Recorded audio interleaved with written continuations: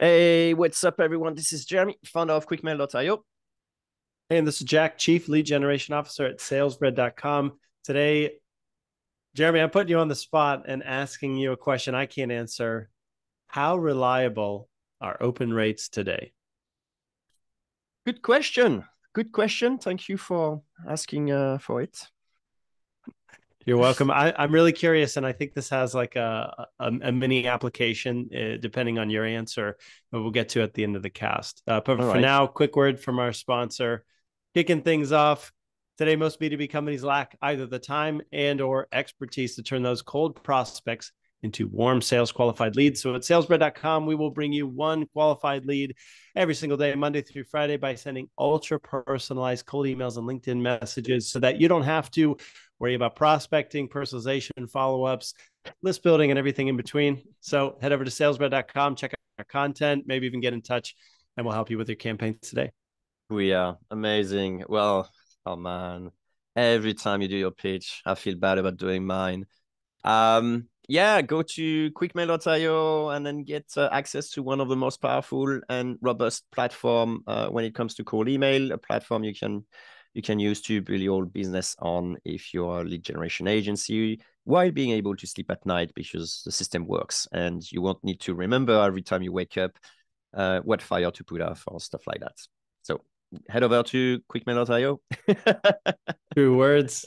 Well said. Thank you, Jeremy. Okay, so how reliable are open rates today? I don't know how I should answer this question. Like, should I go straight for the yes, no type of answer, or should I actually help you give you some facts and you decide if it is We reliable or not? we need to drag this thing out as long as possible. Okay, so first, no, we'll do something in the middle. But why does it matter if open rates are Good accurate? For point. me, I want to know, can we determine who's a more active prospect in our cold email campaigns before we even get the reply? That would thus warrant like a different kind of message, perhaps, or maybe more personalization for those that have opened. Can we trust this signal? Also, from a straight deliverability standpoint, is checking open rates enough right now to feel good about our deliverability? Hmm. Sorry, I'm just taking notes because it's interesting. What you mentioned basically that there are two primary goals of the open rate right now. There is as a leading indicator, as in like, are my emails getting delivered, right? Right. And then as a deliverability tool. Or the second part is as a personalization of my campaign and engagement on it, right?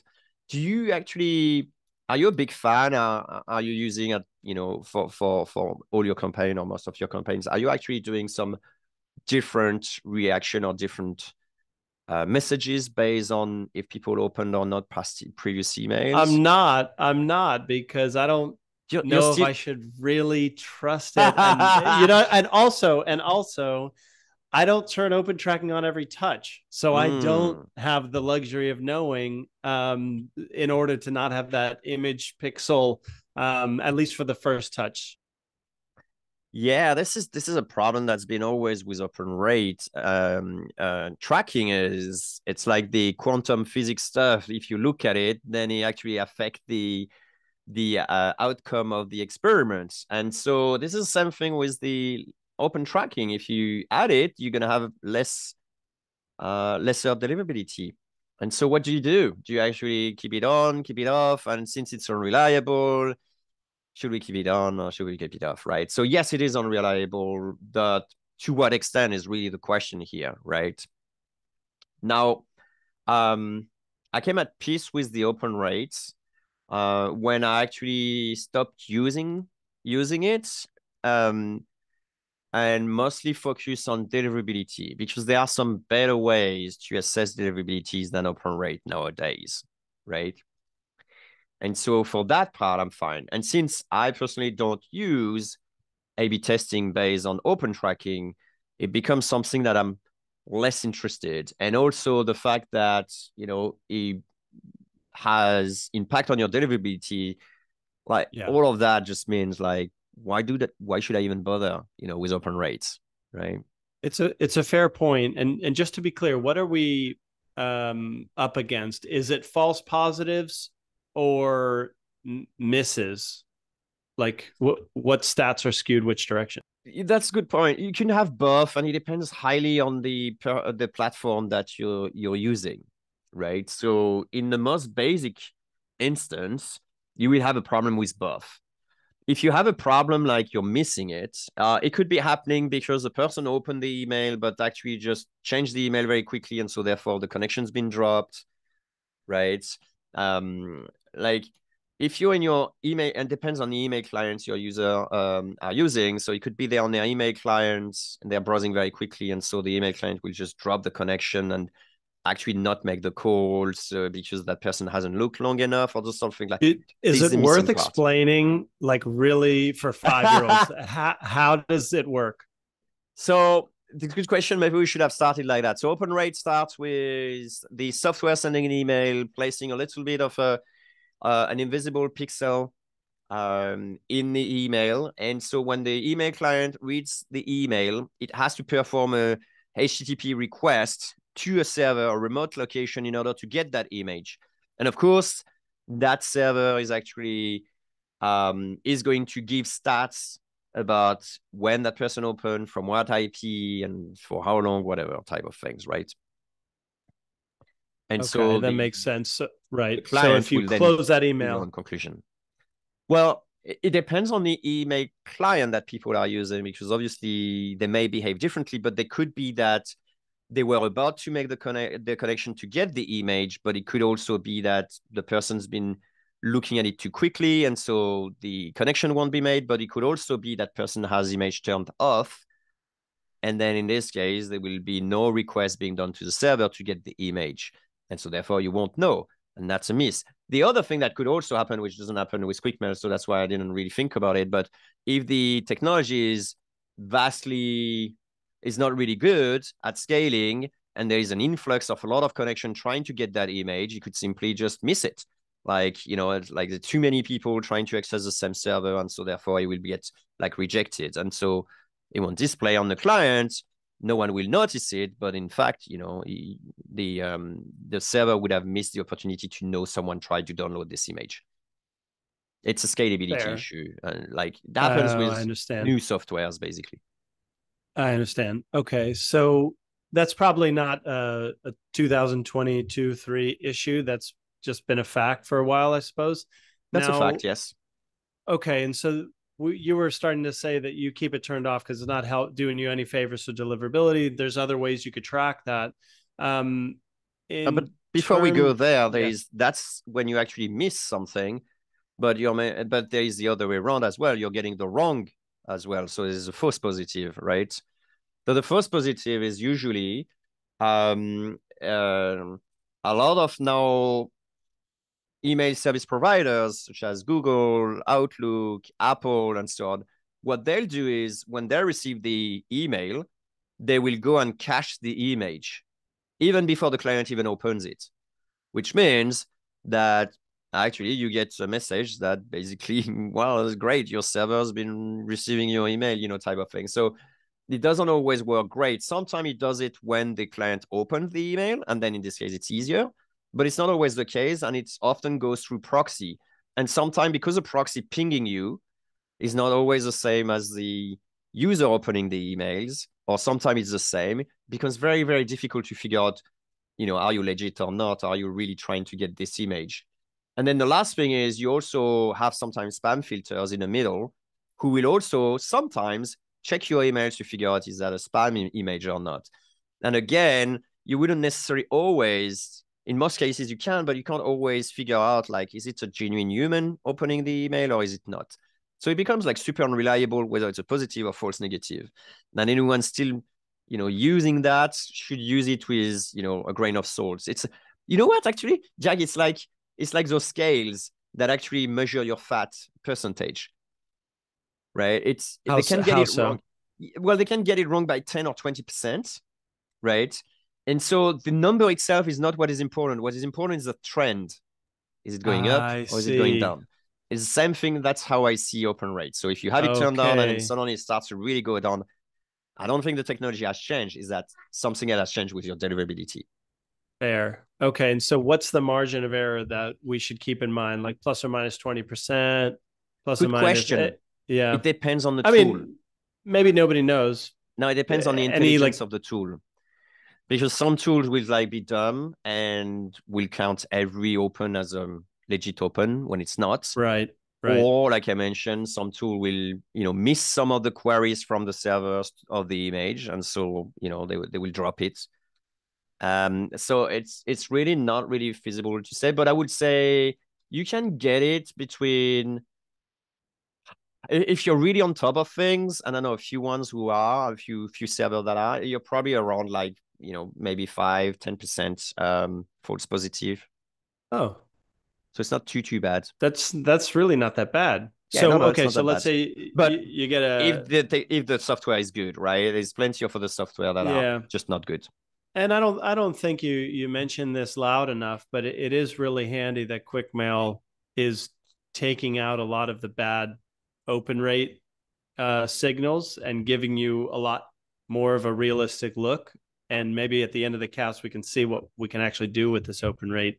Actually, this But is funny yeah, because at some point we were looking at the agent who actually made a request, and that's when I realized like, oh, this is effed up. Like it's just like I can't really figure out and so on. So what we did is we also added like a time tracker. So if that comes back way too quickly, then we know it's just not a human, and sometimes it may be a human, but right. it's less chances. And so that's we find it to be one of the most reliable ways to figure it out. So basically, if you're using Quickmail, you're going to get a true open rate within 5 or 10%. Yeah, I would say something like that. Yeah, I would say something like that. Okay. And so you also mentioned that just the important thing is use it to see where it's The heading over trend, time. that's what matters. If you use it for anything else, then it's a vanity metrics and like, yeah, whatever, you know, Okay. good on you. So then, yeah. So then we really don't need to be tracking every touch if that's the case. Do you agree? Yeah. Um, yes, I would definitely agree in terms of deliverability. I don't think that really makes sense, especially the open tracking really makes sense well for people who wants to figure out like was my message actually seen or read. And that one is very difficult to effectively get for sure 100%. And per touch, yeah, I didn't doesn't make sense in terms of deliverability. No, I agree. Got you. Okay. So then the follow up here is what do we do with this information? So the first thing is you track it over time. And it's just going to tell you, even if you don't track every touch, like kind of best practice is looking like it's still holding, it'll tell you if something's going off the rails, Yeah, for a basically. lot of Yeah. time, I don't think any other software does it, strangely enough. No one, I mean, there's plenty of things we did that other people didn't pick up, but you can actually turn it off for your whole campaign except touch number two. And so that way, if um that way you're not impacting your deliverability on the first email. And by the second emails, the server already know that, and you're sending long enough emails, and it's not too much of a problem to add one image pixel. So overall, I think it's Mhm. one of the things that contributed to better deliverability of Quickmail. At least what people tell me they got better Sure. deliverability for. Okay. So then is this weird if I'm trying to think what could we do with that group of openers differently? This is not um, the first time I'm bringing this up to you, but again, like, okay, so we I can don't get know. within 5 or 10% confidence. We know who the openers are. Do we treat them a little differently? I mean, is this racking the shotgun for like email outreach? Well, I believe it could be as a second campaign, right? Or like if you want to redo a campaign 6 months down the line, I think it makes sense, right?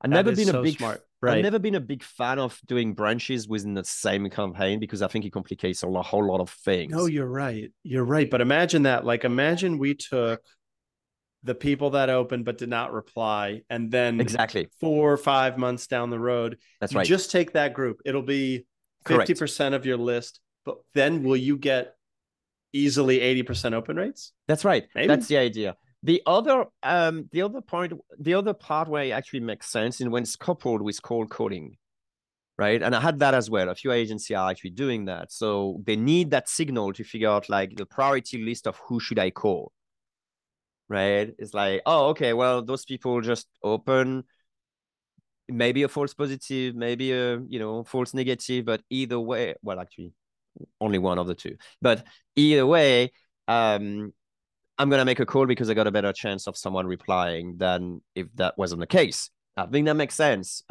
It's kind of not so fashionable anymore, like to have those sort of like Do a cold call call. step. Yeah. But I think it still works. So that's why people still do Okay. it. Well, Jeremy, I think you answered that question right on the dot. And I can't believe that we haven't actually asked how do open trackers work before. I didn't It know could that. be. And I, okay, I never well, explained that to you, Jack. I that is so funny. Maybe we did. If you're listening, you're like, guys, Yeah. of course you did 4 years Episode ago. 25. Yeah, Yeah. exactly. Write to us podcast at quickmail.io and tell me that my memory is fading on me. But for now, I do feel like there's something new about open rates and they're a lot more reliable if you're using Quickmail than maybe we might have thought. Mm. I thought. Yeah. I will add one more thing before we close down the episode is that the reason why I don't pay so much attention to open rate anymore is because we're using the auto warmer to give us all the information. Like the auto warmer help us to contact a lot of new inboxes. And Right. so if they end up in spam, we know it. If they end up in inbox, we know it. And so therefore we can surface back those information. And of course, you can watch one of our past episodes about, the auto warmer and how we um, I'm not sure if we said already how we are going to do it, but anyway, Or sign up or to the maybe not newsletter. how, but why it will continue Yeah, regardless of what the higher ups are hoping for. there you go. But yeah, thanks, Jeremy. And if you're still here, it means you probably like the cast. Check out course.quickmail.io for even more. And we'll see you next time. Thank you so much, Jeremy. There Thanks you for schooling me. go. All right. Thanks, Jack, for being such a good student. Thanks, man. All right. Catch you Bye. next time. Bye.